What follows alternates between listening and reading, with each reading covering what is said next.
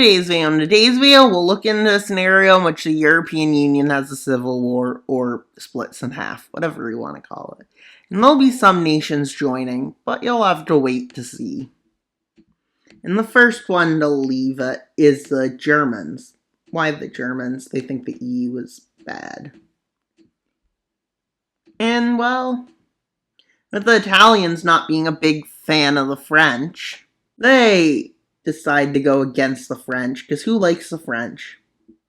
With most people being like, okay, this is not that bad, we can win against this Axis-looking thing.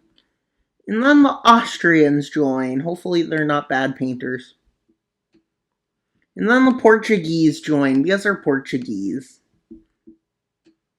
And they don't want to be with the French. The Dutch join because they're like, yeah, we don't want to be part of this French order. As they prefer the Germans, I guess. The Romanians don't like the Hungarians, so they join against them. And the Bulgarians want land from Greece. And well, the Swedes are just doing Swedish stuff, and they decide to join against because Denmark decides to be very European. So they go against them. And well, as you can see, the blue team's already probably in a better position. But let's see how it goes. The first nation to fall being Denmark, with the Germans rapidly advancing in the southern part from Schleswig, and then they move north. They get to about here, while the Swedes move in and take over Copenhagen. At this point, the Danes surrender, with the Swedish forces mostly focusing on Finland now. And well, with the Bulgarians taking an advance into Greece, the Romanians managing to attack Hungary, and the Austrians attack from the other direction, with an attack beginning against Czechia, and into, well, the Yugoslavian lands one begins, and then into Belgium. And now Portugal, they don't have a chance. As the front kind of stalls out on that front, they move in, the Spanish, French, and Irish move in to push in and take Lisbon. With this, they push south, taking over half of Portugal. With this, Portugal surrenders. With the British realizing, yeah, we'll join this new revanchist EU stuff. How did they manage to get the British involved? I don't know. But they did. They just told the British you can have Ireland, and the British went crazy and decided to join it. Not join the EU, obviously, but join the war. Who can say no to Ireland? Ireland is the best country in the world. Unless you ask the English, because they keep destroying it. Evil England. Evil England. That does not sound convincing enough. But we don't like England anymore. We haven't since the 15th century. And let's go back to what's going on in the front. Well, yeah. Finland is getting pushed back rapidly. And in the Balkans, stuff starts happening, with Bosnia supporting Croatia, which leads to this. With Northern Macedonia going against Greece because of this. And then Serbia going against Kosovo, which triggers Albania. And now the Balkans have gotten themselves involved. Let's see how this goes. With Serbian advances going well, but then Serbian revolts, with Serbs revolting across Bosnia and across Croatia somehow. And they move in and quickly take over Kosovo and move here, while the Northern Macedonians are still mad at Greece and start attacking Greece, helping the Bulgarians advance into a few cities. And then the front stalls here, then going in here to help out the Serbians. And then the Greeks manage to occupy it. But as for Bosnia, Croatia, and Slovenia, yeah, Austria and Italy advances even further, with them connecting to Serbian forces. As they encircle Zagreb and start moving across the south, to encircle most of Bosnia off, and this becomes a very messy front. And well, for Poland, I'm sorry, Poland, but you're getting beat up too, just like Ireland. With them needing more support, honestly. But we won't bring the Russians in because we don't need to. The Italians launching a campaign to distract the French as they move in across into this area, quickly moving in to take Marseille. But unfortunately for them, the French started a campaign against them and pushed them right back, and then pushes them to the border. With Italian forces withdrawing here, well, it's not very pretty for them. And them still controlling this island. While the French did this, they pushed the Germans back. The British attempting a landing, with them managing to land here near Normandy. Well, they hold this area, with the Germans moving in and taking out Luxembourg. With this part of Bosnia collapsing, along with this part of Croatia. And them moving in Czechia. The Austrians moving forces into Czechia, and they also move forces to quickly take Bratislava. With the Romanians sending in more forces, along with the Serbians sending some forces to the north. With Budapest falling in a rapid campaign. With France in a bit of a struggle, but then they started advancing in Italy a bit deeper. With something surprising happening, with a big rush in Greece to take Greece out of the war at this point. A lot of forces from Romania, from Serbia, Bulgaria, they start overpowering Greece. With Greece slipping back in the front line, and then they eventually start losing their capital, Athens. When they lose it, they end up, not having much fun. But them holding on to that island could be important in the future, who knows? With the British and Germans ravaging the French, especially the British, as they start taking more land.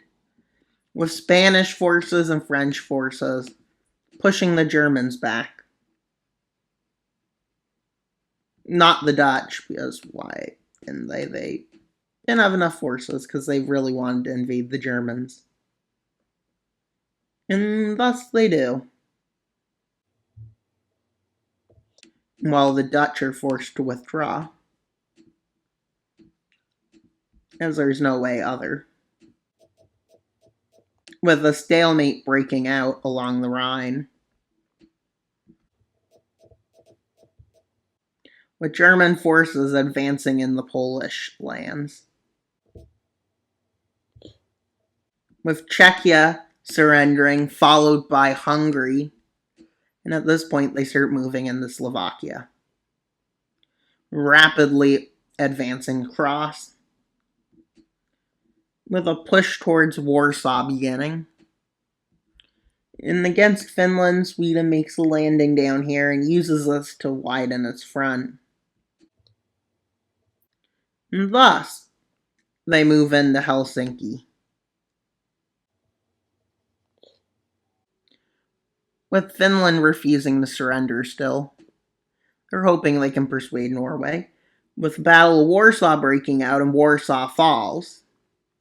Thus, they start getting pushed back like this. And while at this point, Poland's almost forced to surrender. As the Germans start moving into the Baltics. Which is pretty much not getting much help. With the Netherlands falling and France moves into the northern part of Germany. With the British's campaign failing. With them offering to leave if they get Ireland, to which French say, okay, if you want it. And they land in the southern part of Ireland, and they move over to take Cork. As they move north, take more, and then they move towards Dublin. And the British decide, yeah, maybe we should withdraw now. Before anything could be done in Northern Ireland, the British withdraw from the war, which basically gives Poland an opportunity. With Ukraine joining the war,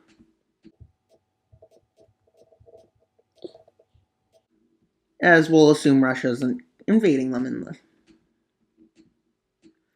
Before Norwegian troops can start what they're doing, a big counter-offensive happens in Finland, which managed to retake Helsinki in the south and then the coast up to here. And then Sweden continues falling. With Norwegian troops crossing near Oslo and moving towards Stockholm.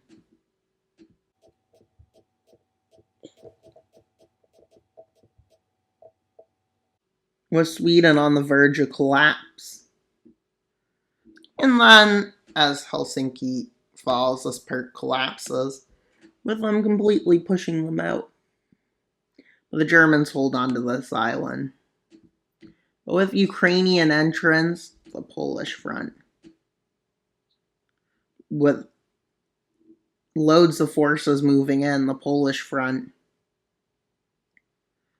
is refixed. And at this point, the French forces manage to land in southern Greece.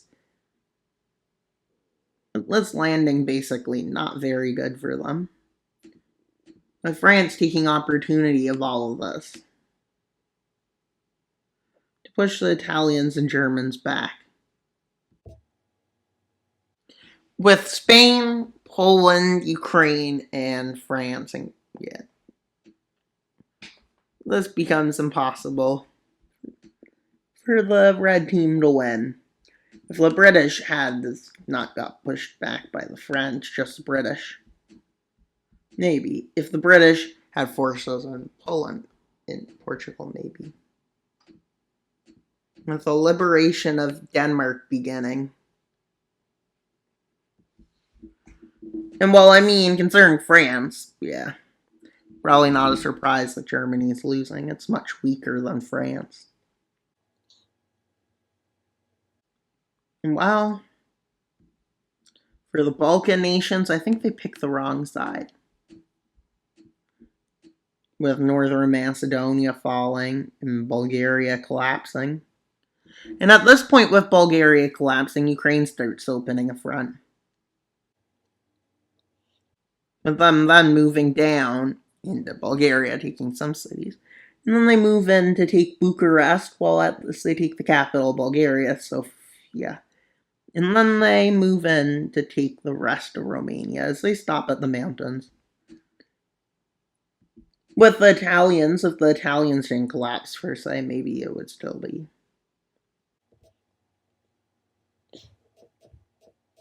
The problem for Red Team is they were fighting on two fronts. Ukraine joined, and then it became pretty much over for this front.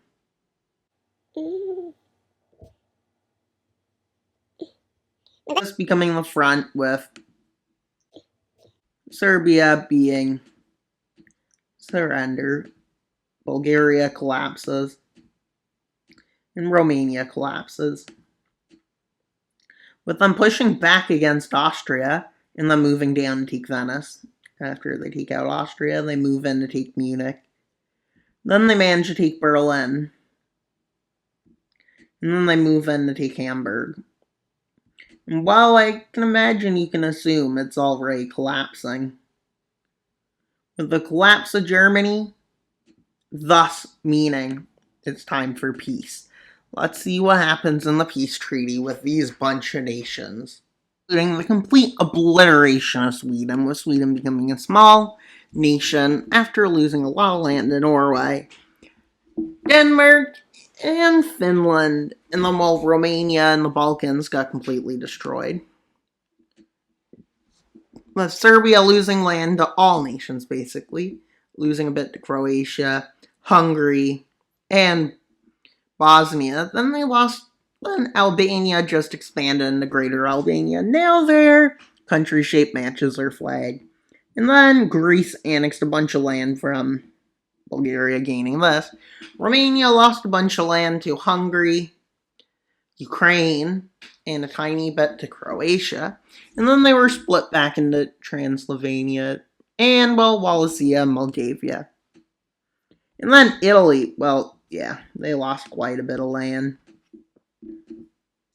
with Germany and Italy staying occupation zones, along with Austria. All of these areas remain occupied. Well, I'll show it better. These areas become occupation zones. Balkans basically live off freedom still. France gained the Rhineland, while Belgium annexed the Netherlands and Luxembourg. And then Denmark extended into Germany, and Germany was split in three. Austria gained land off Germany and Italy. Pretty weird. Well, Spain annexed Portugal. Poland annexed a bit of northern Germany, and all of Moldova became part of Ukraine. Well, I'm sure Russia still wants to go after this bigger Ukraine. But that's all for today's video. Please like, subscribe, and comment. Wild Mapper out, and on to subscribe. Bye!